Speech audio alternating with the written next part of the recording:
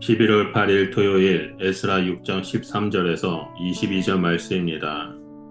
이스라엘 백성은 바벨론 포로 생활이라는 긴 어둠의 시간을 지나 예루살렘으로 돌아왔습니다. 그러나 그들의 눈앞에 펼쳐진 현실은 참혹했습니다. 무너진 성전, 무너진 성벽, 무너진 마음이 남아 있었습니다.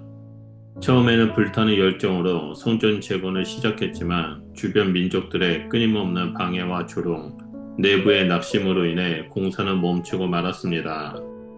사람들은 이제 때가 아니다라고 체념했습니다.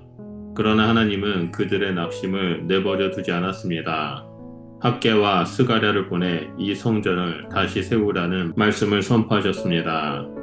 말씀은 다시 백성의 심령에 불을 붙였고 다리오 왕의 마음까지 감동시켜 성전 건축이 재개되도록 하셨습니다. 오늘 본문은 그 말씀의 열매 하나님의 언약의 성취가 완성되는 장면입니다. 성전의 봉헌은 단순히 돌과 나무로 된 건물이 세워진 사건이 아니라 하나님과의 관계가 회복되고 신앙이 부흥한 사건이었습니다. 본문을 살펴보면 6장 13절에서 15절에 하나님의 말씀을 따라 세워진 성전이 나옵니다. 성전이 완성되기까지의 과정은 인간의 힘이나 정치적 협력으로 이루어진 일이 아니었습니다. 이는 철저히 하나님의 말씀의 능력으로 이루어진 역사였습니다. 학개와 스가랴는 낙심한 백성들에게 하나님의 뜻을 담대히 선포했습니다. 너의 손을 강하게 하라. 내가 너희와 함께하겠다. 그들은 다시금 하나님의 말씀을 중심에 두고 일어나기 시작했습니다. 사람의 격려나 환경의 변화가 아니라 말씀이 그들의 마음을 다시 일으킨 것이었습니다. 하나님은 말씀을 통해 일하실 뿐 아니라 세상의 권세를 움직이셔서 당신의 뜻을 이루셨습니다. 다리오 왕의 조서가 내려지자 성전 재건을 방해하던 관리들은 오히려 그 일을 도와야 했습니다. 하나님 뜻 앞에서는 세상의 권세도 도구가 됩니다. 에스라는 그들이 이스라엘 하나님의 명령과 바사왕 고레스와 다리오와 아다사스다의 조서를 따라 성전을 완공하니라 라고 15절에 기록합니다. 성전의 기초는 사람의 손이 아니라 하나님의 말씀이었습니다. 말씀은 언제나 역사의 중심을 이끌어갑니다. 오늘 우리도 낙심 속에 있을 때 하나님의 말씀이 다시 우리의 심령을 세우는 기초가 되어야 합니다. 말씀은 무너진 인생의 터를 단단히 세우는 능력입니다. 두 번째로 6장 16절에서 18절을 보면 성전 봉헌의 기쁨과 감사가 나옵니다. 성전이 완성되자 백성들은 기쁜 감격 속에서 봉헌식을 거행했습니다. 그들의 눈에는 눈물이 고였고 마음에는 벅찬 기쁨이 넘쳤습니다. 그들은 오랜 세월의 고난을 지나 마침내 하나님의 집이 완성된 것을 보았습니다. 포로 생활의 수치가 찬양으로 바뀌었고 절망의 날들이 감사의 제사로 변했습니다. 그들은 제물을 드리며 하나님께 감사했습니다. 하나님께 드린 제물은 단순한 형식이 아니라 믿음의 고백이었습니다. 그중 순양 12마리를 바친 것은 12지파를 상징하는 제사였습니다. 비록 예루살렘으로 돌아온 자들은 전체 민족의 일부에 불과했지만 그들의 마음은 온 이스라엘의 회복을 품고 있었습니다. 하나님은 그들의 작고 진실한 믿음을 귀하게 받으셨습니다. 성전 봉헌은 단지 건물의 완성이 아니라 하나님의 백성이 다시 하나님 앞에 서는 새로운 시작이었습니다.